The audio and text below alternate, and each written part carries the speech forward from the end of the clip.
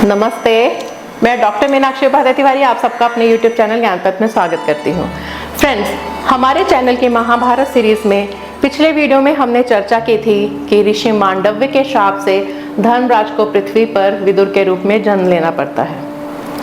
महाभारत का हर कैरेक्टर या हर कथा समाज को किसी न किसी रूप में शिक्षा देते हैं या कोई ना कोई उपदेश देते हैं। तो ऋषि मांडव्य और धर्मराज की इस कथा से क्या शिक्षा मिली? धर्मराज जो है वो न्यायप्रिय हैं। वो सभी व्यक्तियों को, सभी प्राणियों को कर्मों के अनुसार दंड देते हैं या उन्हें सुख देते हैं। लेकिन जो उन्होंने दंड मांडव्य ऋषि को दिया था वो कोई भी दंडनीय अपराध के अनुसार नहीं था। ऋषि मांडव्य ने यह आगे तर्क दिया कि जो अपराध बाल्यावस्था में किया जाता है, छोटी उम्र में किया जाता है, बिना सोचे समझे उसकी कोई सजा नहीं होती, वो दंडनीय अपराध नहीं माना जाता। इसके फलस्वरूप वो यमराज को शाप दे देते हैं कि जितनी यातनाएं मैंने सही हैं, बिना किसी दुष्कर्म के किए करने के बावजूद भी उन्हें जो सजाएं मिली हैं, उन्होंने जो यातनाएं सही हैं, वही यातनाएं अब यमराज को पृथ्वी लोक पर सहनी पड़ेंगी।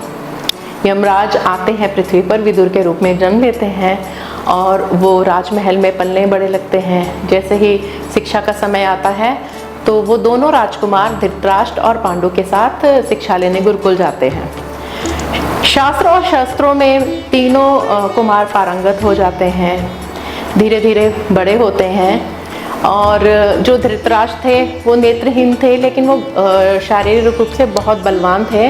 ऐसा कहते हैं कि अगर कोई लोहे का खंभा भी है तो वो उनको पकड़कर उसे तोड़ सकते थे, उनमें इतना बल था। पांडु अस्वस्थ होने के बावजूद भी बहुत बहादुर थे। जब वयस्क होते हैं तो पांडु को हस्तिनापुर का राजा बनाया जाता है, जबकि वो उम्र में धृतराष्ट्र से छोटे थे। अब ये बात धृतराष्ट्र को बहुत चुभ जाती है, क्योंकि वो बड़े थे, राज सिंहासन पर उनका अधिकार था। इस कारण से उनका जो नेचर था वो बहुत हार्ड हो जाता है और वो जो नीतियों के अनुसार कार्य होते हैं उसकी बजाय वो कुमार्ग का रास्ता अपनाने लगते हैं।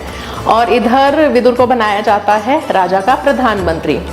जब सत्यवती ये देखती हैं कि जो धृतराष्ट्र का जो नेचर है वो बहुत ही ज़्यादा क्रूर होता जा रहा है, तो वो उनके विवाह के लिए सोचती हैं और भीष्म को बुलाती हैं और पूछती हैं कि राजकुमार धृतराष्ट्र के लिए इस दुनिया में कौन सी कन्या सुयोग्य होगी।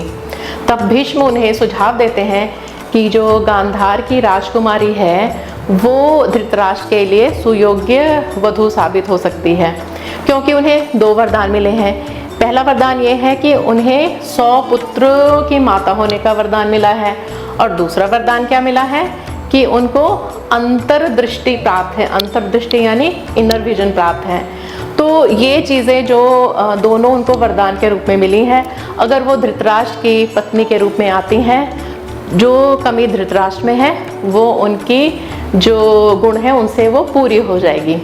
माता उन्हें आज्ञा देती हैं कि आप जाइए गांधार और गांधार के राजा से हमारे धृतराष्ट्र के विवाह की उनकी पुत्री के साथ बात कीजिए। भीष्म चले जाते हैं, लेकिन जब राजा को इस बात का पता चलता है कि उनकी पुत्री का जो हाथ है वो पांडु के लिए नहीं मांगा जा रहा है, बल्कि धृतराष्ट्र के लिए मांगा जा रहा है, तो वो इस बात से इनकार कर देते हैं। रानी भी मना कर देती हैं और गांधारी का भाई शकुनी भी मना कर देते हैं। लेकिन गांधारी ये बात सुन रही होती है और वो उन सबके समक्ष आती है, क्षमा याचना करती है और अपना निर्णय बताती है और एक कपड़ा लेकर पट्टी अपनी आंखों में हमेशा के लिए बांध देती है और कहती हैं कि वो आजीवन अपने नेत्रों को मूंदे रहेंगी। अब वो धृतराष्ट्र की पत्नी बनने के काबिल हो गई हैं। सो फ्रेंड्स, इस तरह से गांधारी का विवाह धृतराष्ट्र के साथ संपन्न होता है। अब हम आगे चर्चा करेंगे अगले वीडियो में पांडु के विवाह की।